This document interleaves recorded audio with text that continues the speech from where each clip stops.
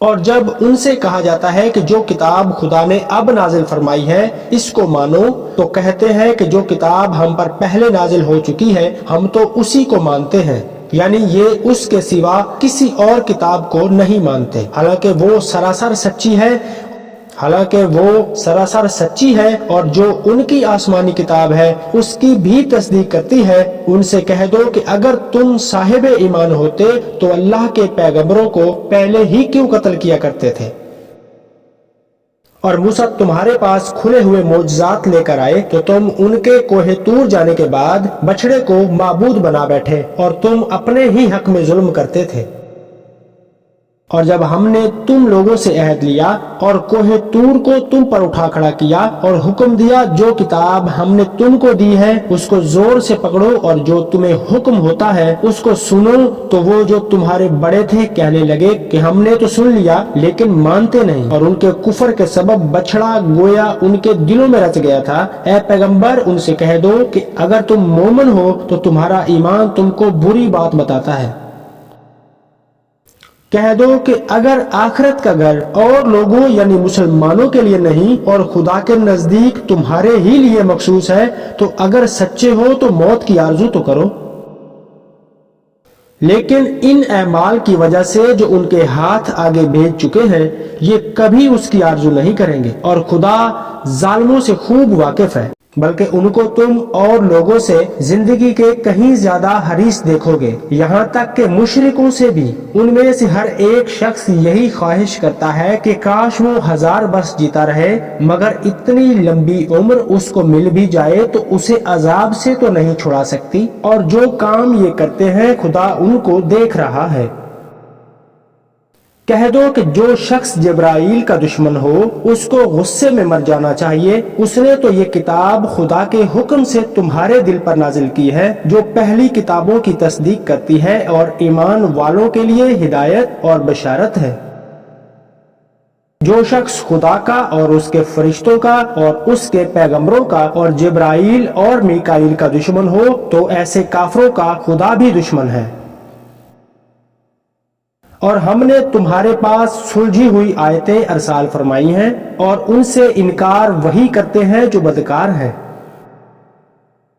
ان لوگوں نے جب خدا سے کوئی عہد کیا تو ان میں سے ایک فریق نے اس کو کسی چیز کی طرح پھینک دیا، حقیقت یہ ہے کہ ان میں اکثر بے ایمان ہیں۔ اور جب ان کے پاس اللہ کی طرف سے پیغمبر آخر الزماں آئے اور وہ ان کی آسمانی کتاب کی بھی تصدیق کرتے ہیں تو جن لوگوں کو کتاب دی گئی تھی ان میں سے ایک جماعت نے خدا کی کتاب کو پیٹھ پیچھے ایسے پھینکا گویا وہ جانتے ہی نہیں۔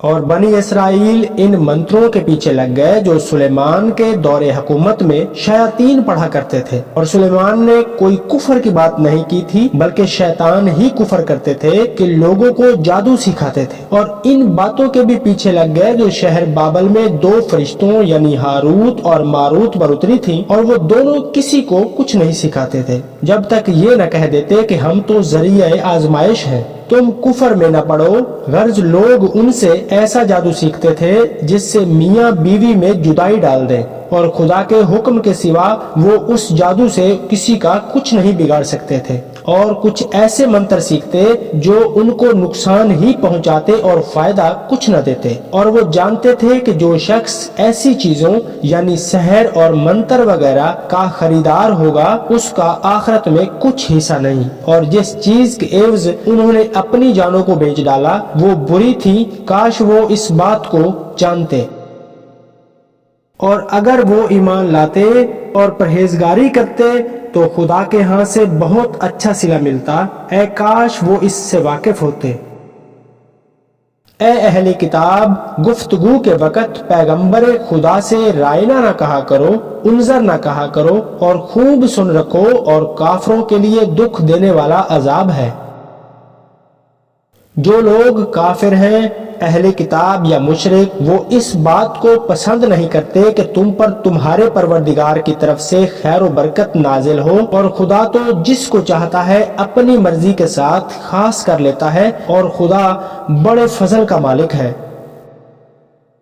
ہم جس آیت کو منسوخ کر دیتے یا اسے فراموش کرا دیتے ہیں تو اس سے بہتر یا ویسی ہی اور آیت بھیج دیتے ہیں۔ کیا تم نہیں جانتے کہ خدا ہر بات پر قادر ہے؟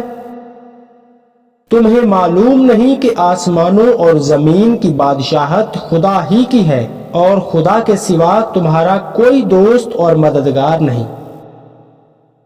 کیا تم یہ چاہتے ہو کہ اپنے پیغمبر سے اسی طرح کے سوال کرو جس طرح کے سوال پہلے موسیٰ سے کیے گئے تھے، اور جس شخص نے ایمان چھوڑ کر اس کے بدلے کفر لیا وہ سیدھے رستے سے بھٹک گیا۔ بہت سے اہل کتاب اپنے دل کی جلن سے یہ چاہتے ہیں کہ ایمان لا چکنے کے بعد تم کو پھر کافر بنا دے، حالانکہ ان پر حق ظاہر ہو چکا ہے تو تم معاف کر دو اور درگزر کرو، یہاں تک کہ خدا اپنا دوسرا حکم بھیجے۔ بے شک خدا ہر بات پر قادر ہے۔